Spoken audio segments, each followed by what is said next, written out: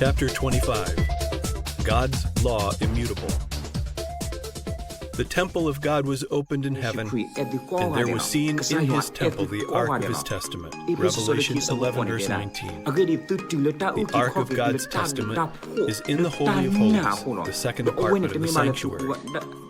In the ministration of the earthly tabernacle, which served unto the example and shadow of heavenly things, this apartment was opened only upon the great day of atonement for the cleansing of the sanctuary. Therefore, the announcement that the temple of God was opened in heaven and the ark of his testament was seen points to the opening of the most holy place of the heavenly sanctuary in 1844, as Christ entered there to perform the closing work of the atonement. Those who by faith followed their great high priest as he entered upon his ministry in the most holy place beheld the ark of his testament. As they had studied the subject of the sanctuary, they had come to understand the Savior's change of administration, and they saw that he was now officiating before the ark of God, pleading his blood in behalf of sinners. The ark in the tabernacle on earth contained the two tables of stone upon which were inscribed the precepts of the law of God. The ark was merely a receptacle for the tables of the law, and the presence of these divine precepts gave to it its value and sacredness. When the temple of God was opened in heaven, the ark of his testament was seen. Within the Holy of Holies, in the sanctuary in heaven, the divine law is sacredly enshrined, the law that was spoken by God himself amid the thunders of Sinai, and written with his own finger on the tables of stone. The law of God in the sanctuary in heaven is the great original of which the precepts inscribed upon the tables of stone and recorded by Moses in the Pentateuch were an unerring transcript. Those who arrived at an understanding of this important point were thus led to see the sacred, unchanging character of the divine law. They saw as never before the force of the Savior's words, "Till heaven and earth pass, one jot or one tittle shall in no wise pass from the law." Matthew 5, verse 18. The law of God, being a revelation of his will, a transcript of his character, must forever endure as a faithful witness in heaven. Not one command has been annulled, not a jot or tittle has been changed. Says the psalmist, "Forever, O Lord, thy word is settled in heaven. All his commandments are sure, they stand fast forever and ever." Psalm 119, verse 89, Psalm 111, verse 7 and 8. In the very bosom of the Decalogue is the fourth commandment, as it was first proclaimed, "Remember the Sabbath day to keep it holy. 6 days shalt thou labor and do all thy work, but the seventh day is the Sabbath of the Lord thy God. In it thou shalt not do any work, thou, nor thy son, nor thy daughter, thy manservant, nor thy maidservant, nor thy cattle, nor thy stranger that is within thy gates. For in 6 days the Lord made heaven and earth, the sea, and all that in them is, and rested the seventh day. Wherefore the Lord blessed the Sabbath day and hallowed it." Exodus 20, verses 8 through 11. The Spirit of God impressed the hearts of those students of his word. The conviction was urged upon them that they had ignorantly transgressed this precept by disregarding the Creator's rest day. They began to examine the reasons for observing the first day of the week instead of the day which God had sanctified. They could find no evidence in the Scriptures that the fourth commandment had been abolished or that the Sabbath had been changed. The blessing which first hallowed the seventh day had never been removed. They had been honestly seeking to know and to do God's will. Now, as they saw themselves transgressors of his law, sorrow filled their hearts, and they manifested their loyalty to God by keeping his Sabbath holy. Many and earnest were the efforts made to overthrow their faith. None could fail to see that if the earthly sanctuary was a figure or pattern of the heavenly, the law deposited in the ark on earth was an exact transcript of the law in the ark in heaven, and that an acceptance of the truth concerning the heavenly sanctuary involved an acknowledgement of the claims of God's law and the obligation of the Sabbath of the fourth commandment. Here was the secret of the bitter and determined opposition to the harmonious exposition of the Scriptures that revealed the ministration of Christ in the heavenly sanctuary. Men sought to close the door which God had opened, and to open the door which He had closed. But He that openeth, and no man shutteth, and shutteth and no man openeth, had declared, Behold, I have set before thee an open door, and no man can shut it. Revelation 3, verses 7 and 8.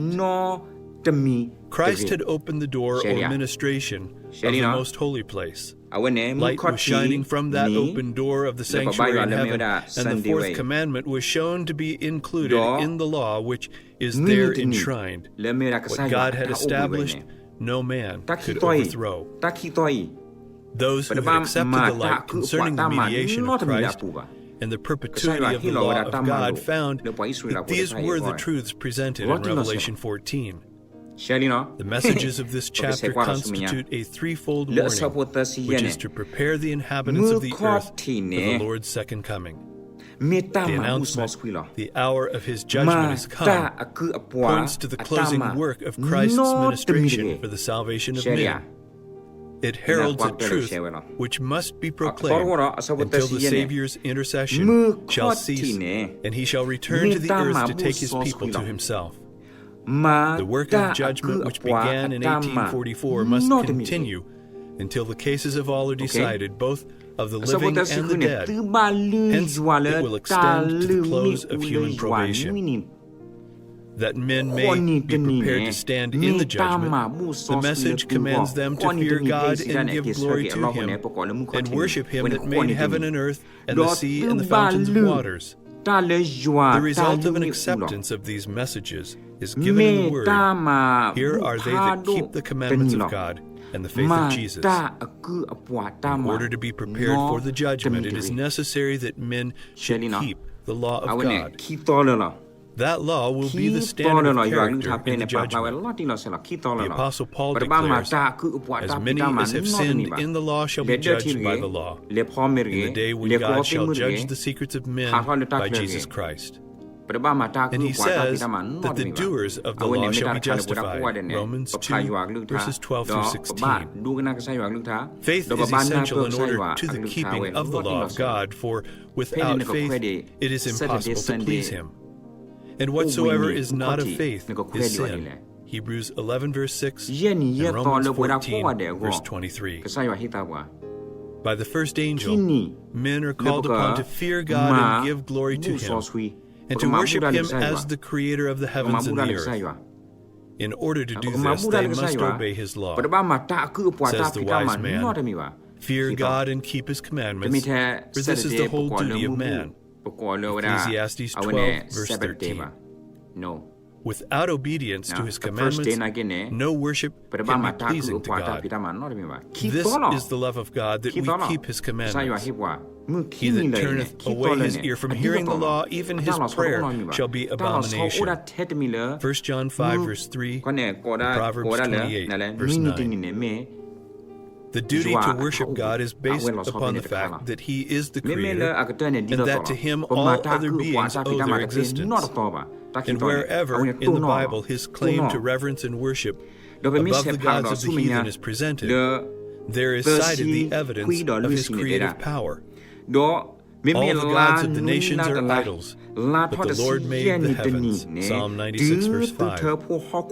To whom then will you liken me? Or shall I be equal, saith the Holy One?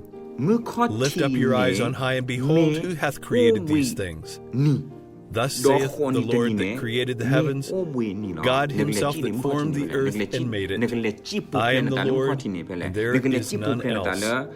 Isaiah 40, verse 25 and 26, and chapter 45, verse 18. Says the psalmist, Know ye that the Lord, He is God. It is He that hath made us, and not we ourselves. O come, let us worship and bow down. Let us kneel before the Lord, our Maker. Psalm 100, verse 3, and Psalm 95, verse 6. And the holy beings who worship God in heaven state as the reason why their homage is due to him, Thou art worthy, O Lord, to receive glory and honor and power, for Thou hast created all things. Revelation 4, verse 11. In Revelation 14, men are called upon to worship the Creator. And the prophecy brings to view a class that, as the result of the threefold message, are keeping the commandments of God. One of these commandments points directly to God as the Creator. The fourth precept declares, "The seventh day is the Sabbath of the Lord thy God. For in 6 days the Lord made heaven and earth, the sea and all that in them is, and rested the seventh day. Wherefore the Lord blessed the Sabbath day and hallowed it." Exodus 20, verses 10 and 11. Concerning the Sabbath, the Lord says further that it is a sign that you may know that I am the Lord your God. Ezekiel 20, verse 20. And the reason given is, for in 6 days the Lord made heaven and earth, and on the seventh day he rested and was refreshed. Exodus 31, verse 17. Quote, "The importance of the Sabbath as the memorial of creation is that it keeps ever present the true reason why worship is due to God, because He is the Creator and we are His creatures. The Sabbath therefore lies at the very foundation of divine worship, for it teaches this great truth in the most impressive manner, and no other institution does this. The true ground of divine worship, not of that on the seventh day merely, but of all worship, is found in the distinction between the Creator and His creatures. This fact can never become obsolete and must never be forgotten." Close quote.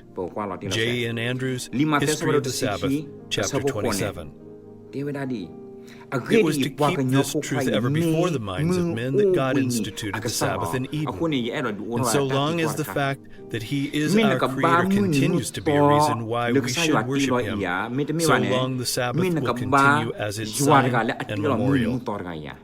Had the Sabbath been universally kept, man's thoughts and affections would have been led to the Creator as the object of reverence and worship, and there would never have been an idolater, an atheist, or an infidel. The keeping of the Sabbath is a sign of loyalty to the true God, Him that made heaven and earth and the sea and the fountains of waters. It follows that the message which commands men to worship God and keep His commandments will especially call upon them to keep the fourth commandment.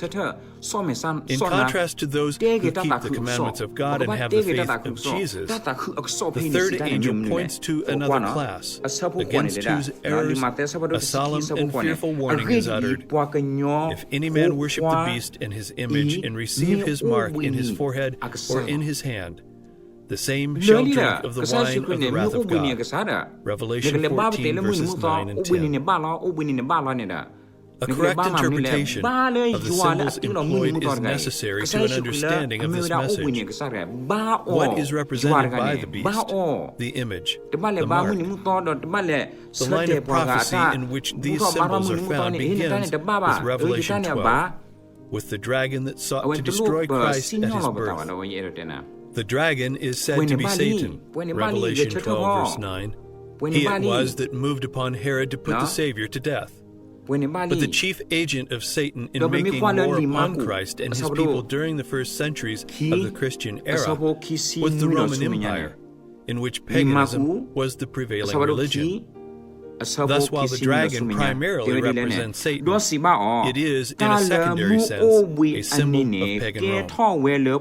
In chapter 13, verses 1 through 10, is described another beast, like unto a leopard, to which the dragon gave his power and his seat and great authority. This symbol, as most Protestants have believed, represents the Papacy, which succeeded to the power and seat and authority once held by the ancient Roman Empire. Of the leopard-like beast it is declared, "There was given unto him a mouth speaking great things and blasphemies. And he opened his mouth in blasphemy against God, to blaspheme His name and His tabernacle and them that dwell in heaven. And it was given unto him to make war with the saints, and to overcome them, and power was given him over all kindreds and tongues and nations. This prophecy, which is nearly identical with the description of the little horn in Daniel 7, unquestionably points to the papacy. Power was given unto him to continue 40 and 2 months. And says the prophet, I saw one of his heads as it were wounded to death. And again, he that leadeth into captivity shall go into captivity. He that killeth with the sword must be killed with the sword. The 40 and 2 months are the same as the time and times and the dividing of time. 3 years and a half, or 1260 days of Daniel 7, the time during which the papal power was to oppress God's people. This period, as stated in preceding chapters, began with the supremacy of the papacy AD 538 and terminated in 1798. At that time, the Pope was made captive by the French army. The papal power received its deadly wound, and the prediction was fulfilled. He that leadeth into captivity shall go into captivity. At this point, another symbol is introduced. Says the prophet, I beheld another beast coming up out of the earth, and he had 2 horns like a lamb. Verse 11.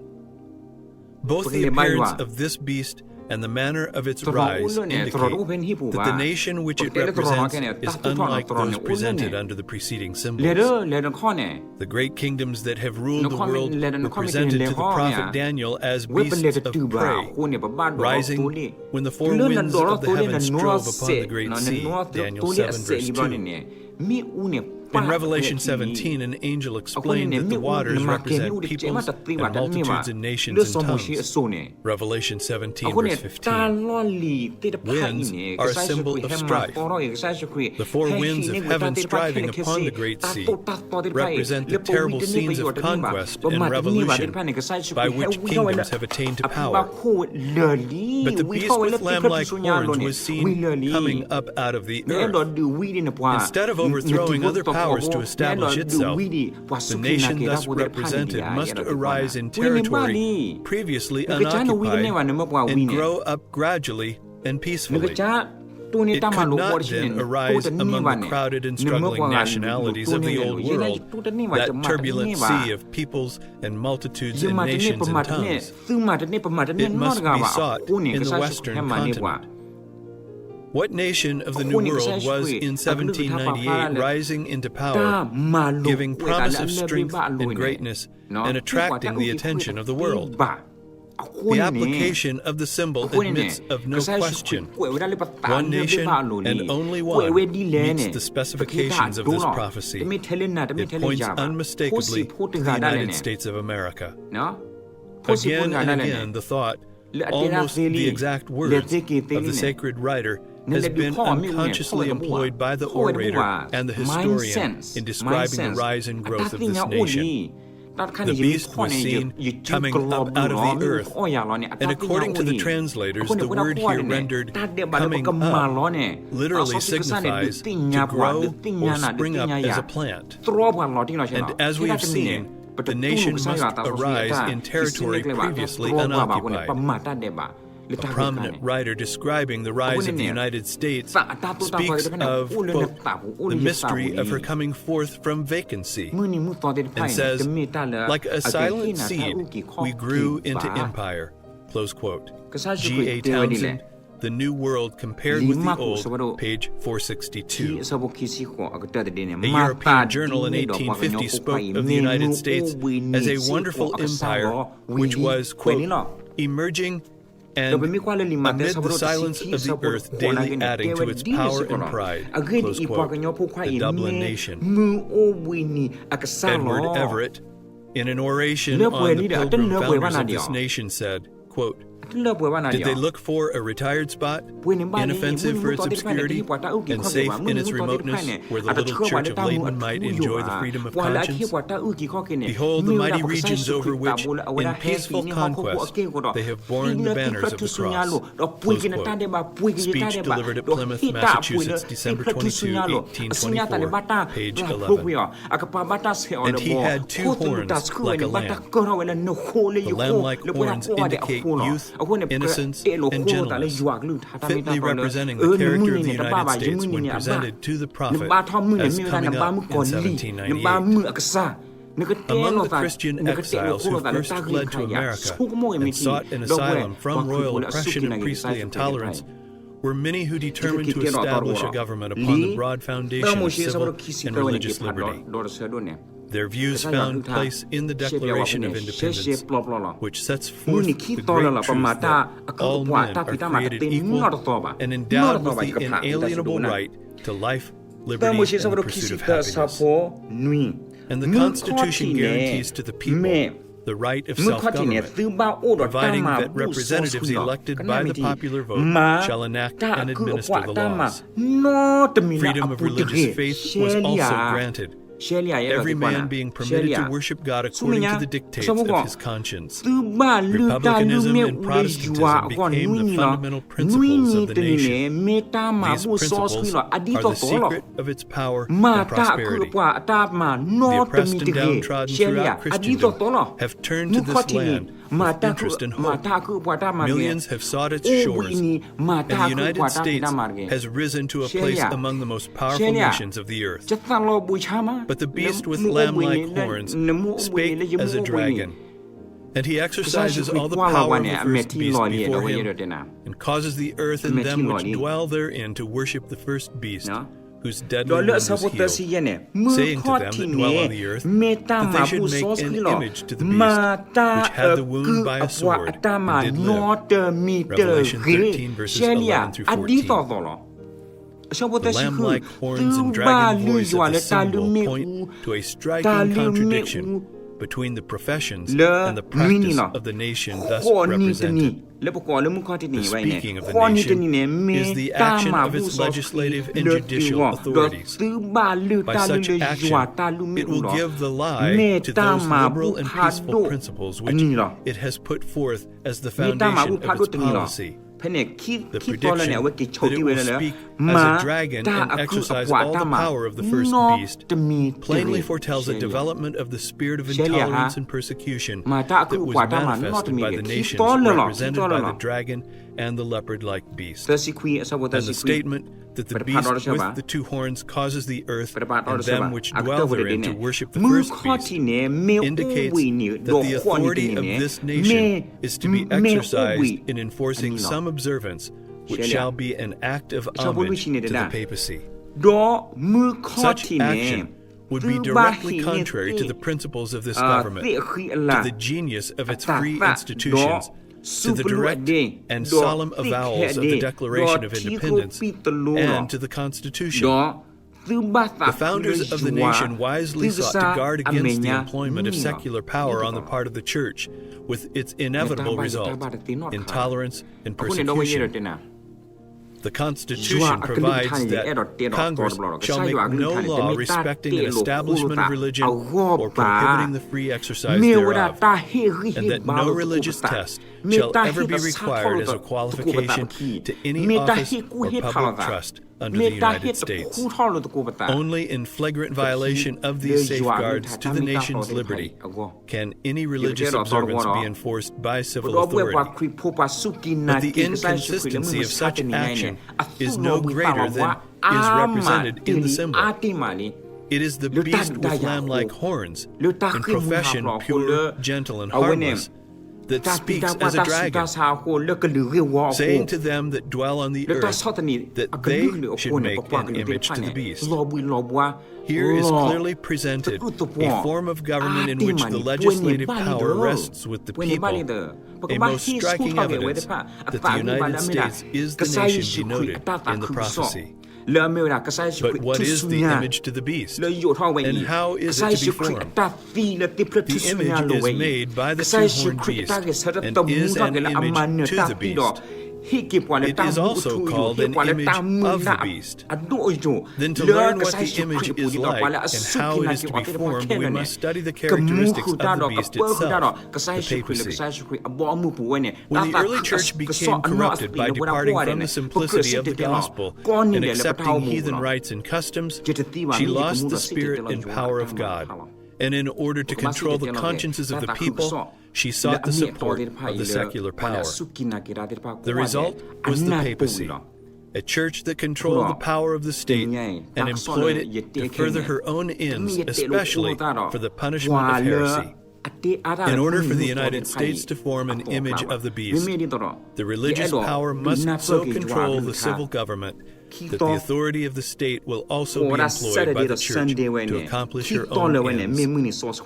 Whenever the church has obtained secular power, she has employed it to punish dissent from her doctrines. Protestant churches that have followed in the steps of Rome by forming alliance with worldly powers have manifested a similar desire to restrict liberty of conscience. An example of this is given in the long-continued persecution of dissenters by the Church of England. During the 16th and 17th centuries, thousands of nonconformist ministers were forced to flee from their churches, and many, both of pastors and people, were subjected to fine, imprisonment, torture, and martyrdom. It was apostasy that led the early church to seek the aid of the civil government, and this prepared the way for the development of the papacy, the beast. Said Paul, "There shall come a falling away, and that man of sin be revealed." 2 Thessalonians 2, verse 3. So apostasy in the church will prepare the way for the image to the beast. The Bible declares that before the coming of the Lord, there will exist a state of religious declension similar to that in the first centuries. In the last days, perilous times shall come. For men shall be lovers of their own selves, covetous, boasters, proud, blasphemers, disobedient to parents, unthankful, unholy, without natural affection, truce breakers, false accusers, incontinent, fierce, despisers of those that are good, traitors, petty, high-minded, lovers of pleasures more than lovers of God, having a form of godliness, but denying the power thereof. 2 Timothy 3, verses 1 through 5. Now the Spirit speaketh expressly that in the latter times some shall depart from the faith, giving heed to seducing spirits and doctrines of devils. 1 Timothy 4, verse 1. Satan will work with all power and signs and lying wonders, and with all deceivableness of unrighteousness. And all that receive not the love of the truth, that they might be saved, will be left to accept strong delusion, that they should believe a lie. 2 Thessalonians 2, verses 9 through 11. When this state of ungodliness shall be reached, the same results will follow as in the first centuries. The wide diversity of belief in the Protestant churches is regarded by many as decisive proof that no effort to secure a forced uniformity can ever be made. But there has been for years, in churches of the Protestant faith, a strong and growing sentiment in favor of a union based upon common points of doctrine. To secure such a union, the discussion of subjects upon which all were not agreed, however important they might be from a Bible standpoint, must necessarily be waived. Charles Beecher, in a sermon in the year 1846, declared that the ministry of, quote, the evangelical Protestant denominations is not only formed all the way up under a tremendous pressure of merely human fear, but they live and move and breathe in a state of things radically corrupt, and appealing every hour to every baser element of their nature to hush up the truth and bow the knee to the power of apostasy. Was not this the way things went with Rome? Are we not living her life over again? And what do we see just ahead? Another General Council, a World's Convention, Evangelical Alliance, and Universal Creed. Close quote. Sermon on The Bible a Sufficient Creed, delivered at Fort Wayne, Indiana, February 22, 1846. When this shall be gained, then, in the effort to secure complete uniformity, it will be only a step to the resort to force. When the leading churches of the United States, uniting upon such points of doctrine as are held by them in common, shall influence the state to enforce their decrees and to sustain their institutions, then Protestant America will have formed an image of the Roman hierarchy, and the infliction of civil penalties upon dissenters will inevitably result. The beast with two horns causes or commands all, both small and great, rich and poor, free and bond, to receive a mark in their right hand or in their foreheads, and that no man might buy or sell, save he that had the mark, or the name of the beast, or the number of his name. Revelation 13, verses 16 and 17. The third angel's warning is, if any man worship the beast in his image, and receive his mark in his forehead or in his hand, the same shall drink of the wine of the wrath of God. The beast mentioned in this passage, whose worship is enforced by the two-horned beast, is the first, or leopard-like beast of Revelation 13, the Papacy. The image to the beast represents that form of apostate Protestantism which will be developed when the Protestant churches shall seek the aid of the civil power for the enforcement of their dogmas. The mark of the beast still remains to be defined. After the warning against the worship of the beast and his image, the prophecy declares, "Here are they that keep the commandments of God and the faith of Jesus."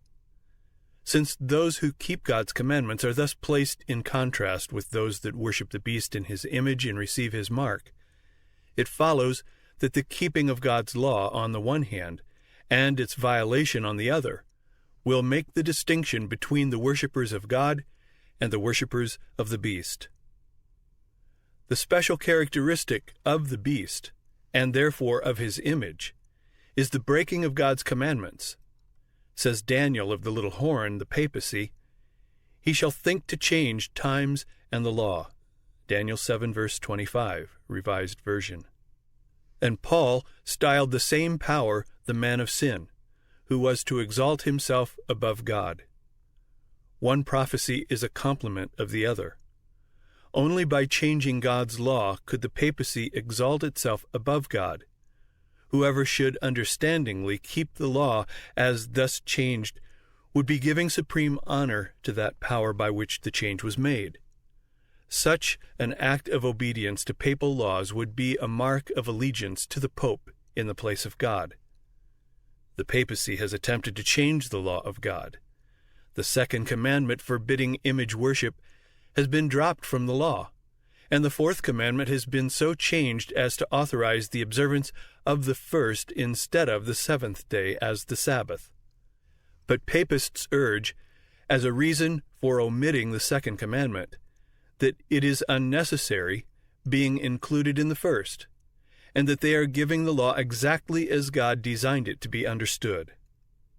This cannot be the change foretold by the prophet. An intentional, deliberate change is presented. He shall think to change the times and the law. The change in the fourth commandment exactly fulfills the prophecy. For this, the only authority claimed is that of the Church. Here the papal power openly sets itself above God. While the worshippers of God will be especially distinguished by their regard for the fourth commandment, since this is the sign of his creative power and the witness to his claim upon man's reverence and homage, the worshippers of the beast will be distinguished by their efforts to tear down the Creator's memorial to exalt the institution of Rome. It was in behalf of the Sunday that Popery first asserted its arrogant claims, and its first resort to the power of the state was to compel the observance of Sunday as the Lord's Day. But the Bible points to the seventh day and not to the first as the Lord's Day. Said Christ, "The Son of Man is Lord also of the Sabbath." The fourth commandment declares, "The seventh day is the Sabbath of the Lord." And by the prophet Isaiah, the Lord designates it my holy day. Mark 2, verse 28, Isaiah 58, verse 13. The claim so often put forth that Christ changed the Sabbath is disproved by his own words. In his Sermon on the Mount he said, "Think not that I am come to destroy the law or the prophets. I am not come to destroy, but to fulfill. For verily I say unto you, till heaven and earth pass, one jot or one tittle shall in no wise pass from the law till all be fulfilled."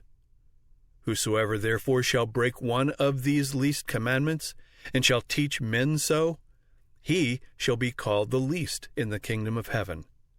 But whosoever shall do and teach them, the same shall be called great in the kingdom of heaven. Matthew 5, verses 17 through 19. It is a fact generally admitted by Protestants that the Scriptures give no authority for the change of the Sabbath. This is plainly stated in publications issued by the American Tract Society and the American Sunday School Union. One of these works acknowledges, quote, the complete silence of the New Testament so far as any explicit command for the Sabbath, and in brackets they have Sunday, the first day of the week, or definite rules for its observance are concerned, close quote. George Eliot, The Abiding Sabbath, page 184. Another says, quote, up to the time of Christ's death, no change had been made in the day, and so far as the record shows, they, the apostles, did not give any explicit command enjoining the abandonment of the seventh-day Sabbath and its observance on the first day of the week. Close quote. A. E. Waffle, The Lord's Day, pages 186 to 188. Roman Catholics acknowledge that the change of the Sabbath was made by their church and declare that Protestants, by observing the Sunday, are recognizing her power. In the Catholic Catechism of Christian Religion, in answer to a question as to the day to be observed in obedience to the fourth commandment, this statement is made, quote, during the Old Law, Saturday was the day sanctified, but the Church, instructed by Jesus Christ and directed by the Spirit of God, has substituted Sunday for Saturday. So now we sanctify the first, not the seventh day. Sunday means, and now is, the day of the Lord. Close quote. As the sign of the authority of the Catholic Church, Papist writers cite, quote, the very act of changing the Sabbath into Sunday, which Protestants allow of, because by keeping Sunday, they acknowledge the Church's power to ordain feasts and to command them under sin. Close quote. Henry Tuberville, An Abridgment of the Christian Doctrine, page 58. What then is the change of the Sabbath but the sign or mark of the authority of the Roman Church, the mark of the beast? The Roman Church has not relinquished her claim to supremacy, and when the world and the Protestant churches accept a Sabbath of her creating, while they reject the Bible Sabbath, they virtually admit this assumption. They may claim the authority of tradition and of the Fathers for the change, but in so doing they ignore the very principle which separates them from Rome, that the Bible and the Bible only is the religion of Protestants. The Papists can see that they are deceiving themselves, willingly closing their eyes to the facts in the case. As the movement for Sunday enforcement gains favor, he rejoices, feeling assured that it will eventually bring the whole Protestant world under the banner of Rome. Romanists declare that, quote, the observance of Sunday by the Protestants is an homage they pay, in spite of themselves, to the authority of the Catholic Church. Close quote. Monsignor Ségur, Plain Talk About the Protestantism of Today, page 213. The enforcement of Sunday keeping on the part of Protestant churches is an enforcement of the worship of the papacy, of the beast. Those who, understanding the claims of the fourth commandment, choose to observe the false instead of the true Sabbath, are thereby paying homage to that power by which alone it is commanded. But in the very act of enforcing a religious duty by secular power, the churches would themselves form an image to the beast.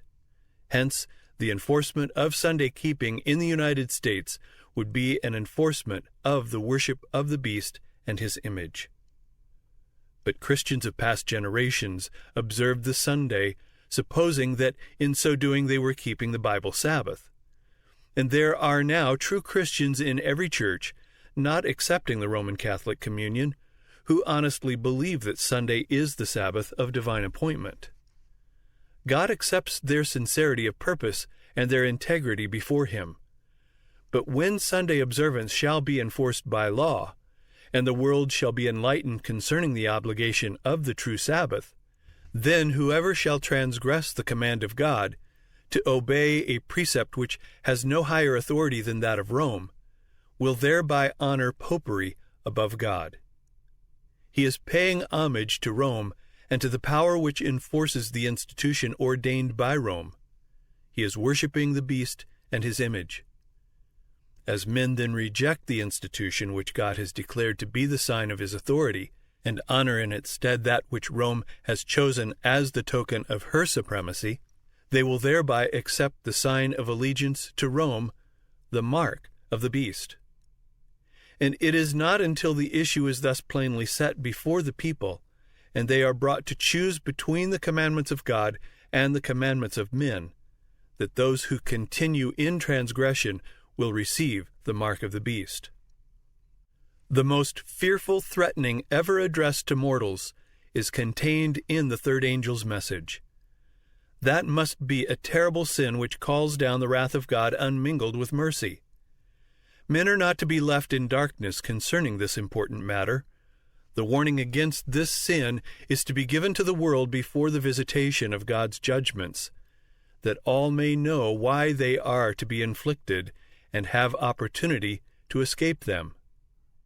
Prophecy declares that the first angel would make his announcement to every nation and kindred and tongue and people. The warning of the third angel, which forms a part of the same threefold message, is to be no less widespread. It is represented in the prophecy as being proclaimed with a loud voice by an angel flying in the midst of heaven, and it will command the attention of the world. In the issue of the contest, all Christendom will be divided into two great classes: those who keep the commandments of God and the faith of Jesus, and those who worship the beast and his image and receive his mark. Although church and state will unite their power to compel all, both small and great, rich and poor, free and bond, to receive the mark of the beast, yet the people of God will not receive it. The prophet of Patmos beholds them that had gotten the victory over the beast, and over his image, and over his mark, and over the number of his name, stand on the sea of glass, having the harps of God, and singing the song of Moses and the Lamb. Revelation 15, verses 2 and 3.